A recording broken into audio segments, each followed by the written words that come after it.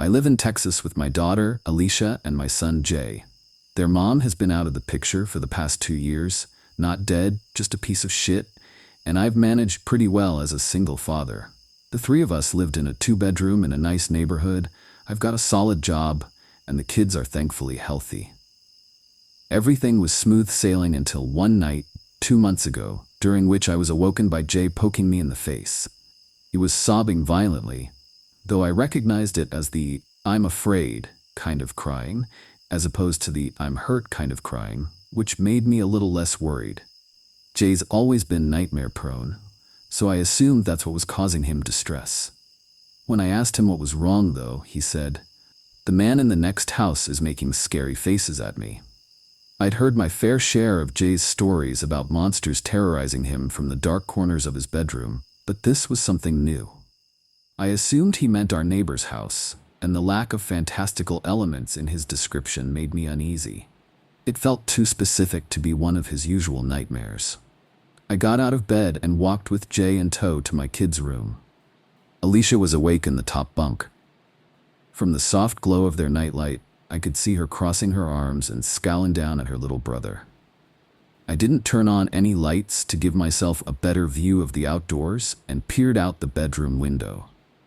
Their window had curtains on it, but for once they hadn't been drawn all the way, and there was a small opening between them through which Jay must have looked out. One side of the neighbor's house, the one to our left from the street, was visible from Alicia and Jay's room.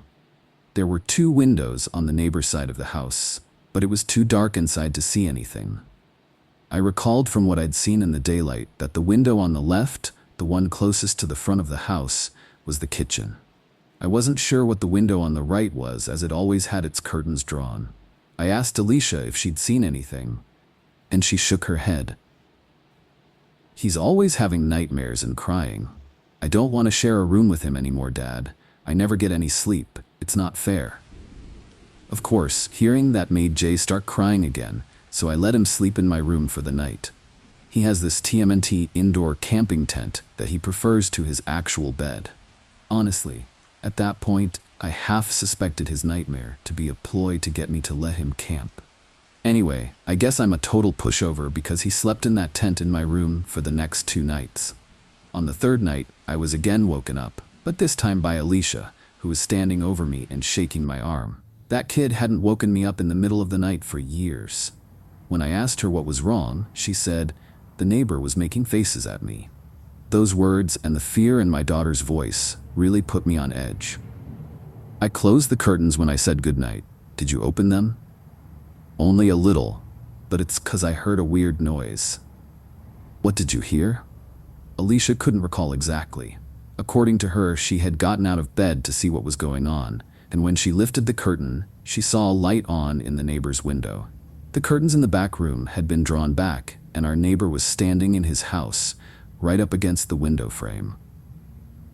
What was he doing? Alicia thought for a moment and then made an expression I never want to see on my child's face, or anyone else's for that matter, ever again.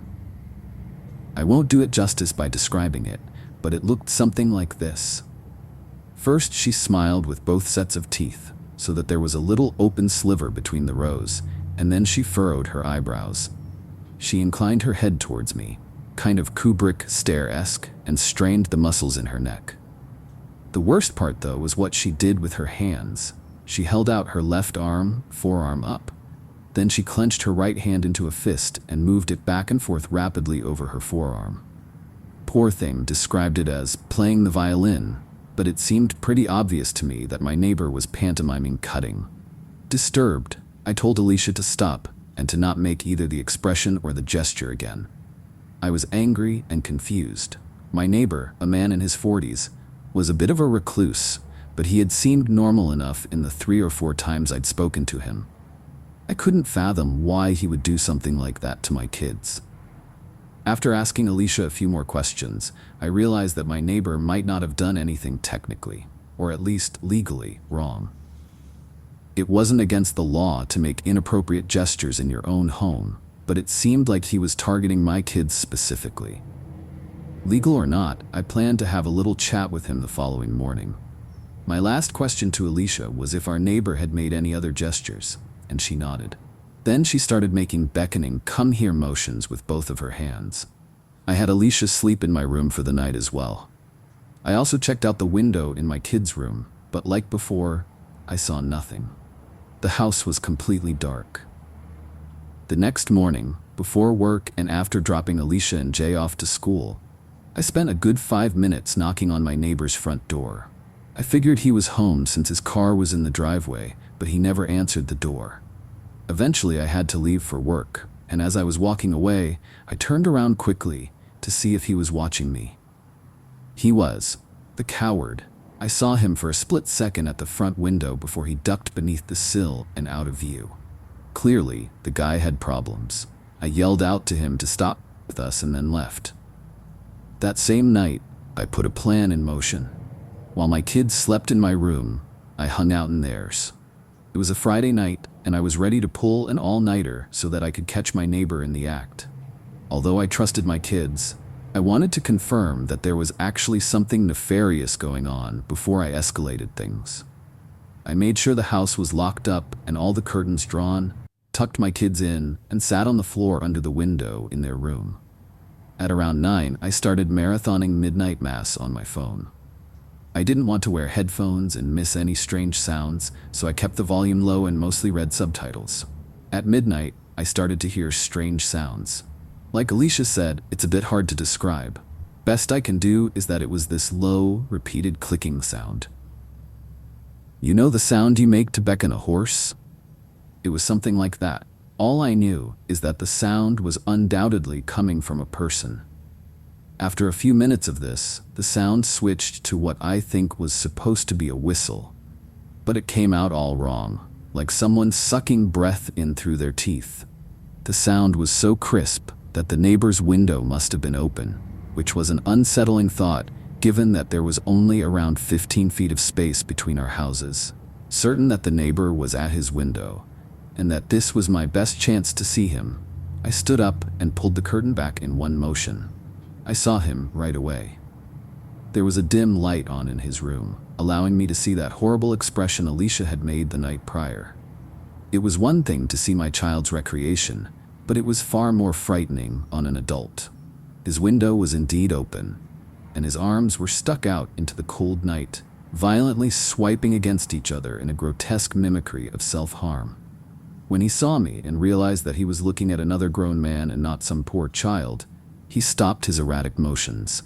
His cartoonish grin faded, and another, more genuine emotion settled over his features. Rage. The man grabbed the window and slammed it shut, then closed the curtains with the same forcefulness. I let my own curtain fall. I was a little shell-shocked, I think. Of course, I was perturbed by the sight of the man, by his face and his movement, and the fact that he'd been doing that for who knows how many nights now in an attempt to frighten my kids. However, another detail stuck out as even more concerning to me, which was the fact that I genuinely wasn't sure if the man I had just seen was my neighbor.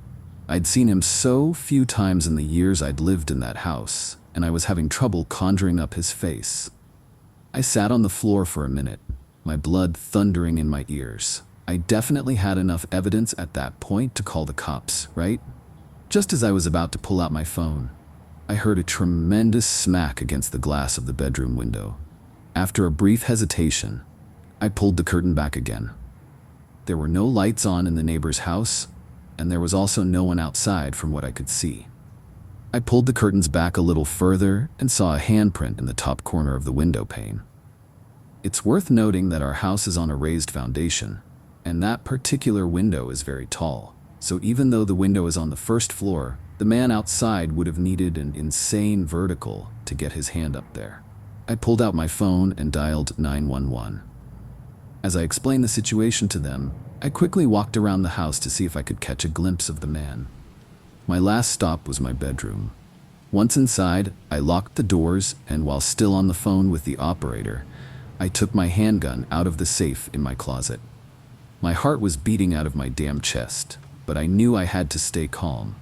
Even more so when I saw that Alicia was awake and looking out of the tent at me. I reassured her in as few words as I could, whispering that we were okay. but we had to stay very quiet. I sat on the edge of my bed, my firearm ready, and my ears straining. My kids' tent was in the corner, and to the left of the tent, in the middle of the wall and directly across from where I sat, was a window. After what felt like an eternity, I saw something. It was a cloudless night, and the moonlight was bright enough that I could see a silhouette through the white curtains. The dark shape was nebulous at first, but became more clear as the man outside stepped closer to the window. Somehow, he knew which room we were in. The silhouette didn't move for several minutes, and I remember being thankful that, from the angle at which she sat, Alicia couldn't see it. Then, something happened that I couldn't entirely wrap my head around. The man stepped back from the glass and raised his arms, making a Y shape with his body and his limbs. Only, his arms were far too long. They seemed to be double the length that they should have been, each arm about the same length as his entire body. I thought at first that he was holding something, maybe two pipes that just appeared to be an extension of his limbs, but I could clearly see two hands at the ends of the extremities. I could see 5 fingers on each hand, flopping around slightly as the man brought his arms closer to the window. I stood up and readied myself to shoot, but just then the sounds of sirens pierced the quiet night. The man outside banged his hands against the window one last time, and then it was as if someone had sliced his arms at the elbows. His forearms seemed to shear right off, and the man took off running before they so much as hit the ground. When the police officers announced themselves, I answered the door and explained the situation to them. 2 officers, a man and a woman, asked me a few questions about my neighbor, which I assume was necessary to establish probable cause for a search. Once finished, they told me to stay inside with the doors locked while they investigated the neighbor's house. I watched them through the window of Alicia and Jay's room. They knocked on the neighbor's door, and when no one answered, they tried the front door handle. I watched the unlocked doors swing open. The 2 looked at one another, and then entered. I'm not sure what they found inside that house. All I know is that when they emerged a few moments later, they both looked very disturbed.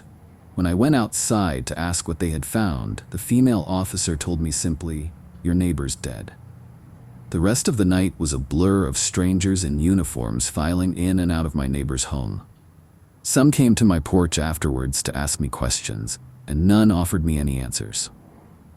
They moved with tight-lipped efficiency, their faces guarded, their words clipped.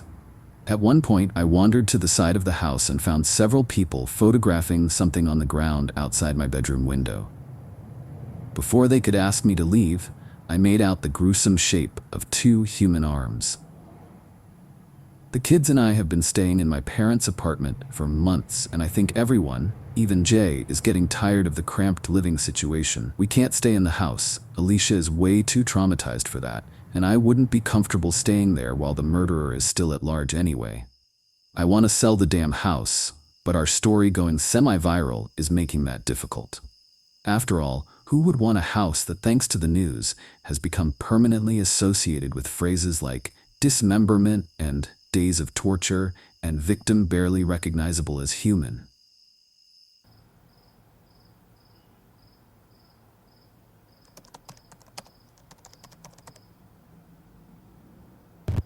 The rural area I grew up in made the smallest towns appear densely populated. It was the sort of place where you had to cycle a mile or so to the nearest neighbor, and the bus only came through twice a day. Most kids think growing up on a farm is some sort of constantly thrilling adventure.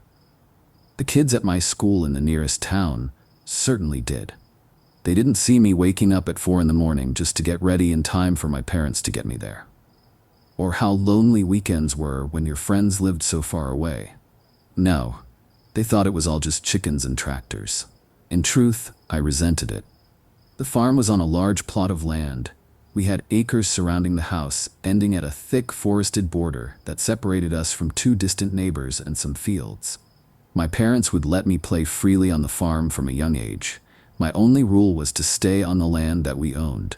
Where the trees started, I should have always stopped. Boredom was a killer. Chickens aren't so exciting when they're your day-to-day life, and there's only so much fun a kid can have on his own. When I was about 8 years old, I started to explore the woods that made up the border, at first weaving in and out of the trees on the edge of the farm, and eventually building up the courage to go deeper into the forest. I was careful, making sure that I embarked on my adventures almost as soon as I'd left the house so that I had maximum time to explore without being caught by Mom and Dad. The day I first made it through the border, I was trying to time how long it took to walk through the trees. It was 15 minutes until I reached the clearing owned by Mr. Hinchcliffe, an elderly potato farmer to the left of us. He was known by the local people for being insular and quiet. It was a large, circular clearing, cut off from the rest of his land by a different species of tree to the ones in the forest. It's like they had been planted years before to create and keep the clearing separate and hidden. In the center of the circle was a man stood facing me, unmoving. I was terrified at first, convinced that Mr. Hinchcliffe was about to march me home for trespassing. I tried to conceal myself behind a tree whilst keeping an eye on the man, realizing that he hadn't moved an inch. It took me a moment, but the poles eventually gave it away. That and the lack of feet, the figure started from the ankles. The man in the clearing wasn't a man at all. He was a scarecrow.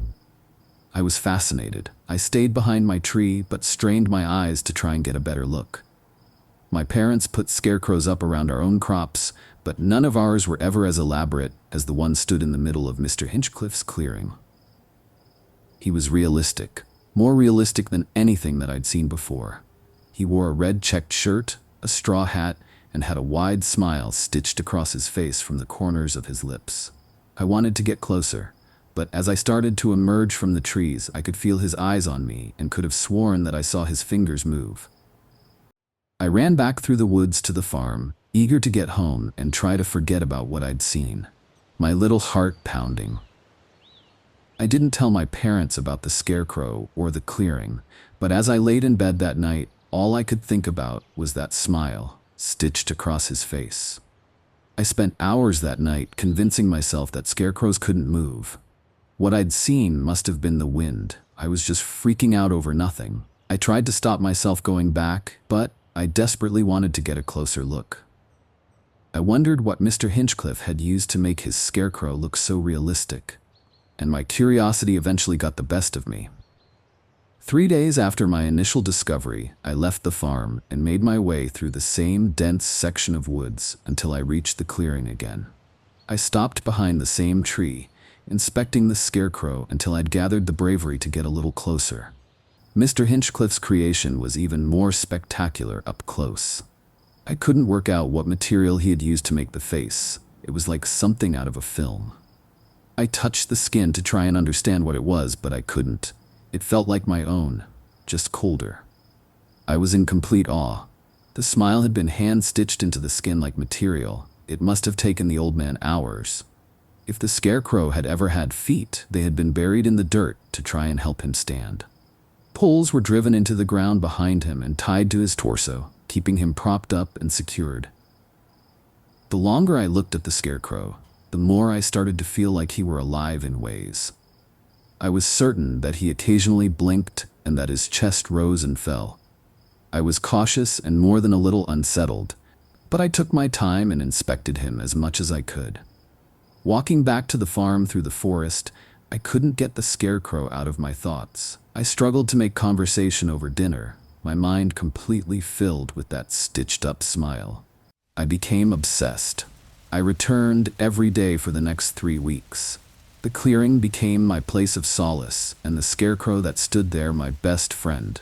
I would sit by his planted ankles, reading and drawing in my sketchbook. I named the scarecrow Peter, and I spoke to him whenever I could. I told him my deepest thoughts and feelings, cried to him when I was sad, and spent every moment that I could with him. I was careful not to sit in the clearing for too long, and always returned to the farm before my parents felt I was gone too long. I wished I could spend more time with Peter. It's sad when I think back to what a lonely kid I must have been to spend so much time with an object, a glorified effigy of a human. With every visit, the rising and falling of Peter's chest lessened, I stopped catching him blinking, and his skin started to sag and gray after a few days of rain. I knew it must just be me getting used to him, realizing that he was never going to spring to life and answer me like a real friend, but it still made me a little sad. After a while, Peter's magic was gone. I would go and visit like always, but it didn't feel the same. The clearing was as empty as the rest of my life, and my propped-up friend in the middle was in a sorry state.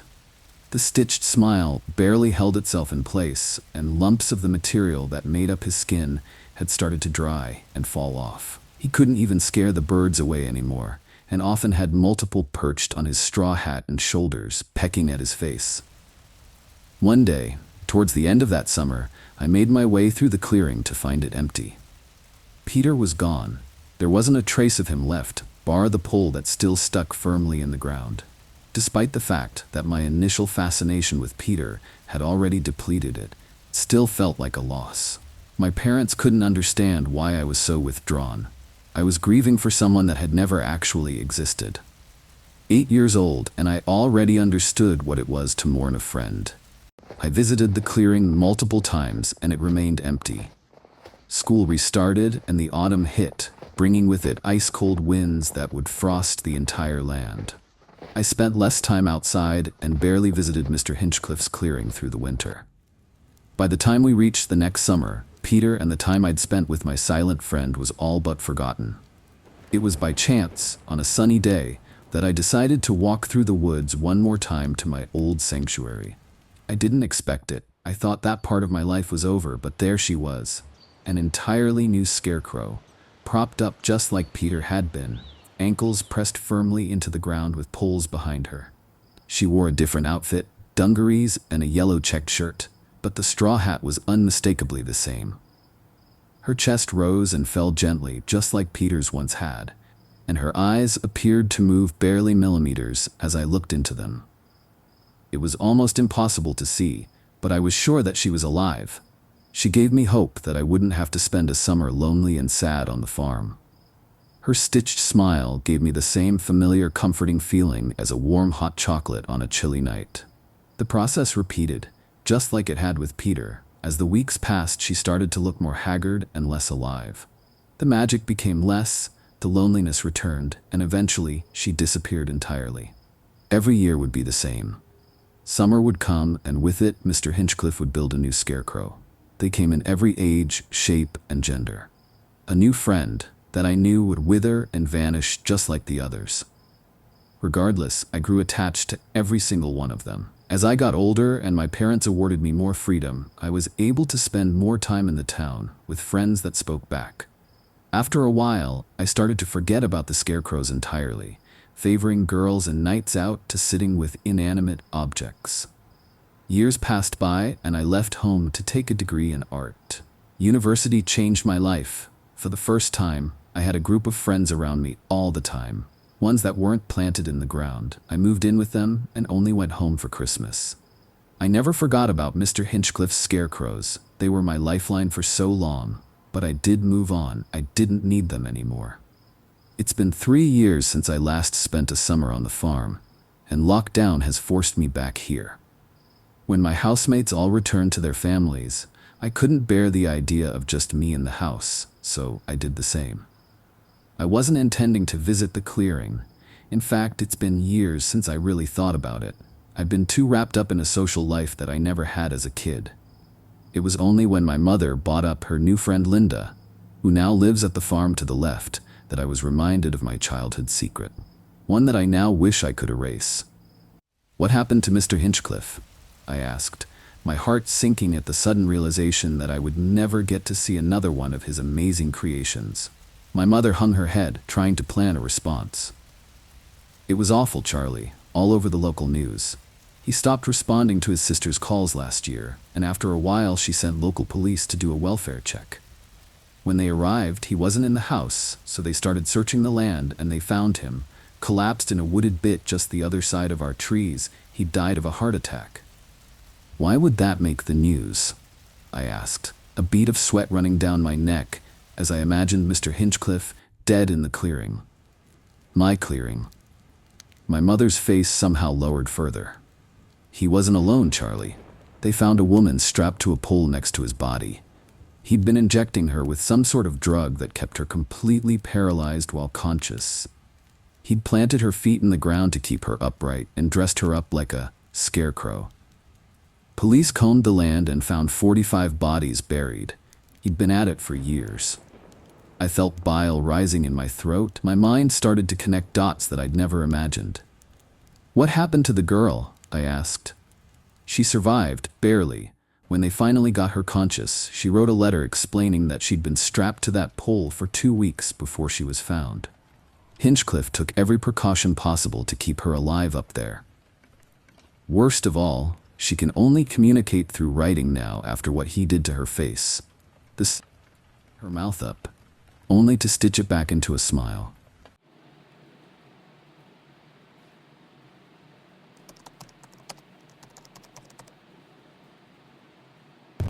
First-time poster and new to Reddit, I told a few of my uni friends my story, and one of them told me about Reddit and said to post my story here. Thanks, James. Anyway, I live in an old apartment complex that's very close to the university I attend. My apartment is old and very outdated, but the rent is cheap. I only work part-time while I attend university and was excited to find somewhere affordable. I didn't really care what it looked like.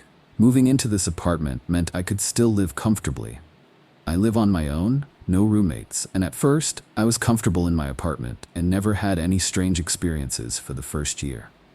The only thing that I can remember strange was finding random hairs that weren't mine. The first few times it happened, I didn't even think anything of it, but it got more frequent. I went to sit on my recliner and saw long blonde hair weaved into the fabric. Then, I was in the shower and the same long blonde strand was on the shower curtain. It was strange because I have no blonde friends. Erin has ginger hair and Jenny has jet black hair. My own hair is shoulder length and chocolate brown. For a whole year, I would randomly find these blonde hairs, but always just thought they probably came from my clothes after being out. It wasn't creepy enough to worry about. Then after a whole year, I was laying on my couch watching Netflix. Out of nowhere, I hear a girl say my name. I froze. I couldn't move. I was terrified. I didn't know the voice and didn't want to find out who said it. Suddenly, all the blonde hairs I had found were on my mind. After 2 minutes just sitting there, I searched my apartment. My door was locked, all windows closed, and no one was there. This is when I told Erin and Jenny. I told them about the constant findings of blonde hairs, and then the voice saying my name. It still wasn't serious at this point. They thought it would be cool if I had a sleepover, and we tried talking to my spirit. Erin was really into the paranormal. Me and Jenny went along with it. It seemed cool at the time. I don't think I fully believed what was happening. Anyway, we were all in my apartment, and Erin says we should talk to the spirit and used her phone to record. We caught nothing on camera, but Erin still swears she heard a girl's voice say home. Me and Jenny didn't hear anything though. After quite a fun night pretending to be ghost hunters, we all went to sleep in my room. Me and Jenny in the bed, and Erin on the floor, on a blow-up mattress. It was 2 a.m., and Jenny starts screaming so loud and terrifying. She was still asleep, and me and Erin desperately tried to wake her, but she wouldn't wake. I ran and grabbed a glass of water and threw it on her face, and she woke up. She was so upset and scared, saying that in her dream, she was in my apartment alone when all the lights went out, and she could feel someone with her. She said she realized it was a dream, but couldn't wake up, hence the screaming. She wanted to leave, and we were all so shook up that we all left and went to Jenny's, who still lives with her parents. Jenny didn't want to talk about the dream again and told me that she's never had an experience like that before and doesn't want to go back into my apartment again. She was, and still is, traumatized by her experience. Fast forward 2 months since the Jenny incident. I was at uni and got a notification that my parcel I had been waiting for was successfully delivered. I was confused because it was an expensive item, GoPro, and needed to be signed for. I left uni and rushed to my apartment because they had obviously left it on my doorstep and I didn't want it to get stolen. When I got there, it wasn't outside. It was inside on my kitchen bench. I know that the landlord has keys and must have been there, So I got a bit annoyed because usually he tells me if he's coming over and why. I called him, he denied being there, and told me he would have let me know if he was coming over, and he always has. This was true, but I just ignored that part of my mind, which was screaming something wasn't right, and just told myself that he doesn't want to admit he was there and risk me being annoyed about it. Fast forward another 2 months, and I finally get a neighbor. The apartment next door to me, which is also the only other apartment on my floor, has been in repair for ages and has just been rented out to the nicest old lady. Her son helps her move in. He's his 40s and a nice guy. Asks me to look out for his mom because he worries about her being alone. I reassure him that it's a good area, and I've never had a problem living on my own in the complex. Faye is a lovely old lady and often brings me leftovers. I help her with putting her rubbish out and getting her bits and bobs from the shops when I go. We easily become friends, and life goes on. Now, here is where the most awful thing happens, and I will recall the whole conversation for you, word for word. I can't stop thinking about it since it happened a week ago. I just arrived home from uni. I'm about to go into my apartment when I hear Faye calling me from her apartment door. "Hi, honey. Do you have a moment? I just wanted to talk to you quickly." "Yeah, sure. Everything okay?" Now I'm walking towards her and she's motioning for me to come into her apartment.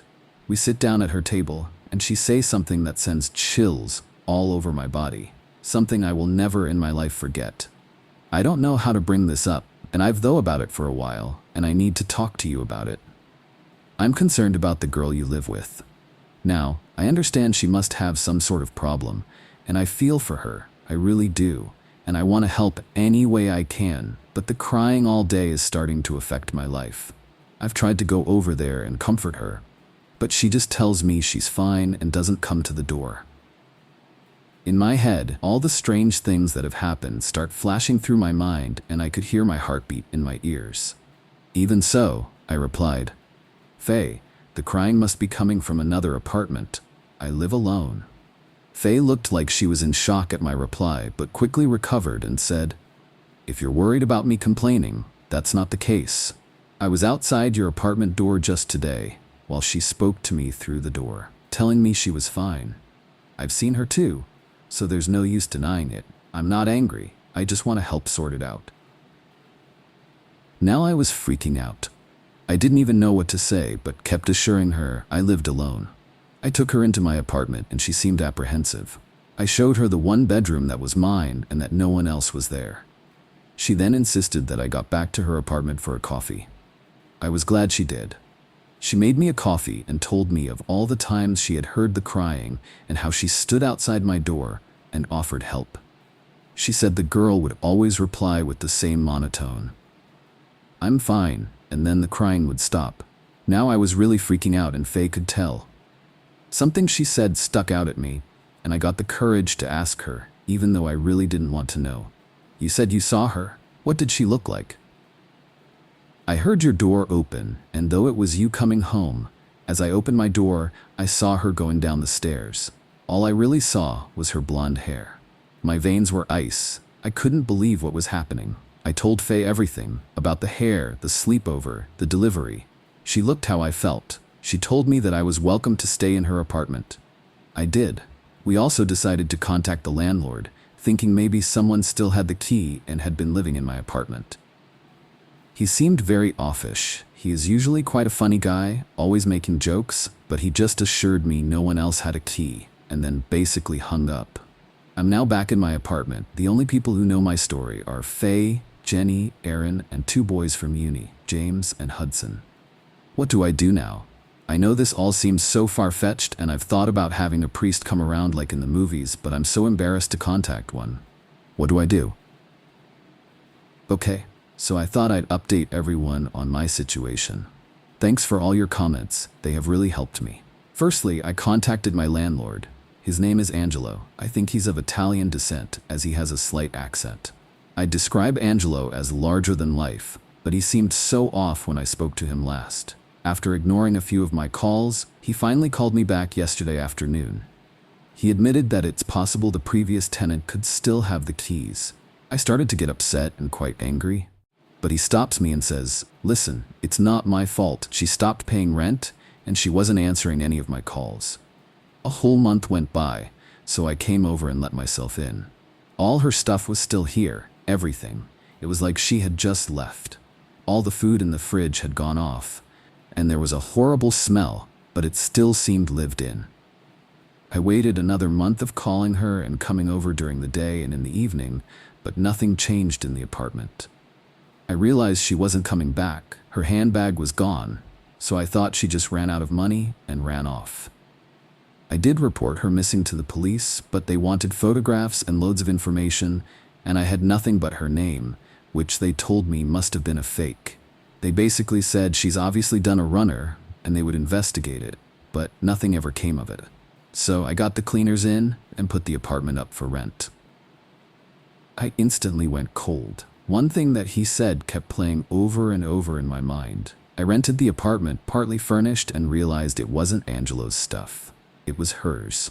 Angelo confirmed this, and I instantly felt sick. I got her name, of course, first and last.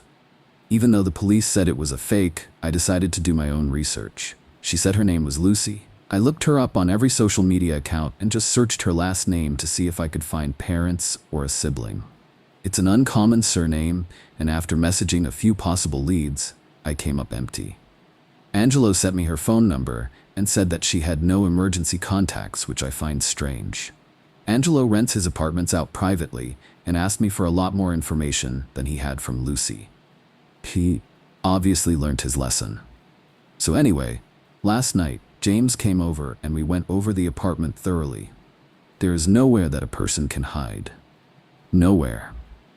Then the strangest thing of all happened, and I'm still trying to understand what happened as I sit and write it. I'm in my bed, almost asleep, and I'm laying on my side facing the bathroom door, which is half open. The light's on in the bathroom as I don't like being in complete darkness. The door moves just slightly, which immediately grabs my attention. Now I'm wide-eyed staring at the door and looking at the thin line of light by the hinges.